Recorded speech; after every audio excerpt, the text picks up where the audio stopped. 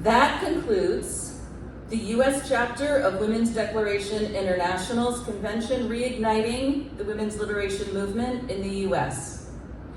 I've been reflecting on our conversations over the past couple of days, and I have a few things I would like to offer by way of closing. We already had our panel on what victory looks like, and in preparing for that discussion, I was thinking about what victory looks like for the women's liberation movement generally. Now I just want to say a few things about another type of victory.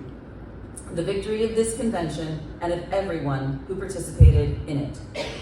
Our aim, and the title of the convention, is reigniting the women's liberation movement. We did not aim to take on the complete liberation of women in one weekend. Instead, we wanted to light a torch that would turn into a flame that would keep burning until all women and girls are truly liberated. We talked about the women's liberation movement of the 1960s and 70s, radical feminist structural analysis, women's reproductive health care, feminist opposition to the sex trade, the importance of nonviolent action in building a culture of resistance, women's writing, organizing and grassroots activism, lesbian-only spaces, consciousness raising, women in leadership, the threat of gender, misogynoir, reigniting women's community, the importance of ethical communication, waking up from gender, and legislative advocacy. And of course, we had our wonderful performance of the second coming of Joan of Arc. We didn't cover everything, but we covered a lot.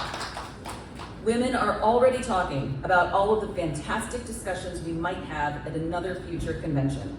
So, if the goal was to reignite the women's liberation movement, from what I've heard coming from the panel table and from my discussions with many of all of you, I'm declaring that goal accomplished and that victory achieved. Congratulations to all of the amazing women here who participated.